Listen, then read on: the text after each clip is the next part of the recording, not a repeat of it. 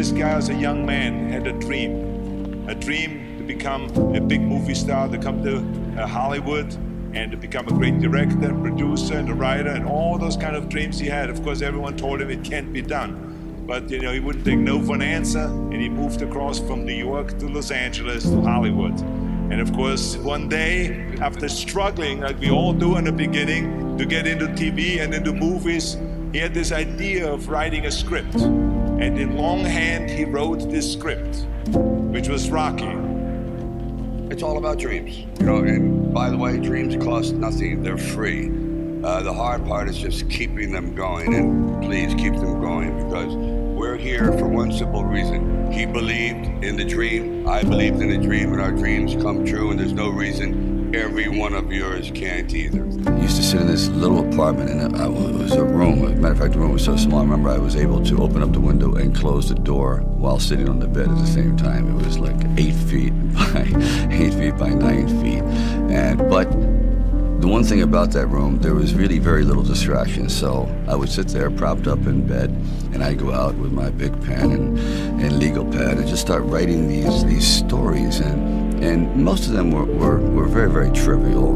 But there was something about the process of unrealized dreams. I was always brought back to this subject because I think it's one of the most enduring subjects and one of the most difficult passages for people to accept, that they never were realized in their own lifetime, that they just didn't get that shot. I decided it was a time to come to California. So I went to California, and I moved in the valley, and things weren't going very, very well there. As a matter of fact, I had to go out and try to sell my dog because he was either do that or he just was not going to be very well fed. And then one night, I went to see Muhammad Ali fight. For one brief moment, this supposed stumble bum turned out to be magnificent in the fact that he lasted and knocked the champion down.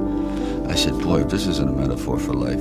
His entire life crystallized at that moment. He will be remembered for all eternity, at least among the fight fans. He did something extraordinary. I said, now that is probably what I need as a catalyst for an idea. A man who's going to stand up to life and take one shot and maybe go the distance. So I started to write, and it was one of those writing frenzies. And 3 days later, I came up with the script of Rocky.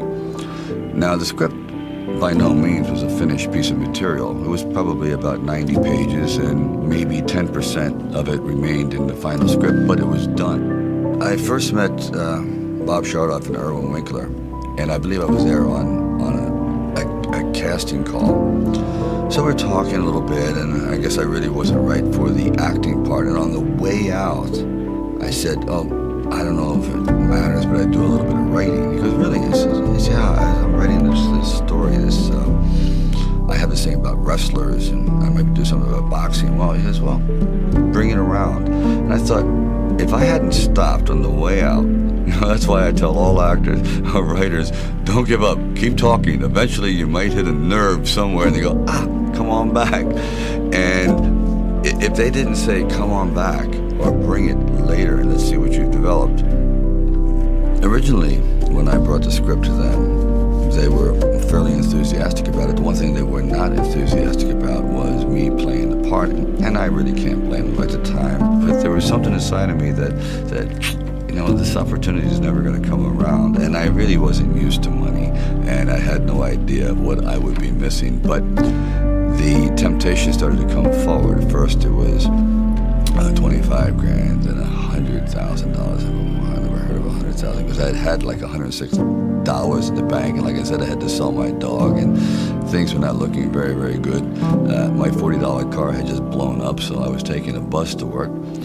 But still, it didn't matter. I wanted to stick with it. Then it went up to $150,000, $175,000, and it went up to $250,000. Now my head was starting to spin, and it went up to $330,000, and probably I heard it went up to $360,000. And I thought, all right, you've really managed poverty very well. You've got this down to a science. You really don't need much to live on. I had like sort of figured it out. So I was not in any way used to the good life. So I thought, you know what?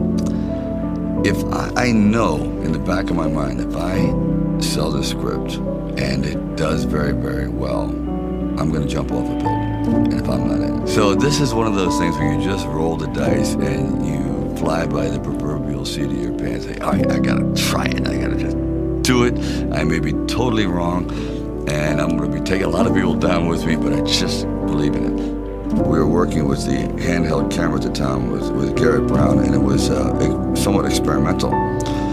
And he'd film me running through shopping malls and up down the steps and flights, curved corridors along the river until finally my legs basically gave out and I'm like writhing on the ground, and I want to rise up and say, John, I'm dying here. And he goes, no, use it. Use the pain. I said, for what? I mean, I'm in misery. He goes, well, no, you know, it's giving your character, it's giving him some depth. I said, it's giving me bruises. It's giving me like agony. I can't sleep at night. Like the scene where we just jumped down and saw this ship along the dock, this docked along the pier. And I said, just jump out, run as fast as you can along the ship. And I'm running and running. I said, you know what? My legs are buckling. I'm literally going to crash down here. Teeth are going to go, jaw, face. I'm just going to be ground down to this flat-faced image. Please. And I just barely made it. The world ain't all sunshine and rainbows. It's a very mean and nasty place, and I don't care how tough you are, it will beat you to your knees and keep you there permanently if you let it. You, me, or nobody is gonna hit as hard as life. But it ain't about how hard you hit. It's about how hard you can get hit and keep moving forward. How much you can take and keep moving forward. That's how winning is done. Now, if you know what you're worth, now go out and get what you're worth. But you gotta be willing to take the hits and not pointing fingers saying you ain't where you wanna be because of him or her or anybody. Cowards do that, and that ain't you. You're better than that. Really succeed, no man really is an island. When you find the right components in your life, the right people that gel with you, then you feel as though you're invincible. It may be a fallacy, but you at least feel as though you can take all that life has to dish out.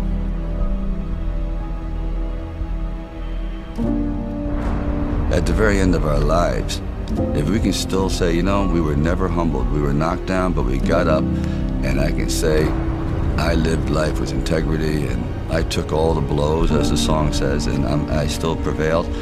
I think that's a good epitaph for anyone.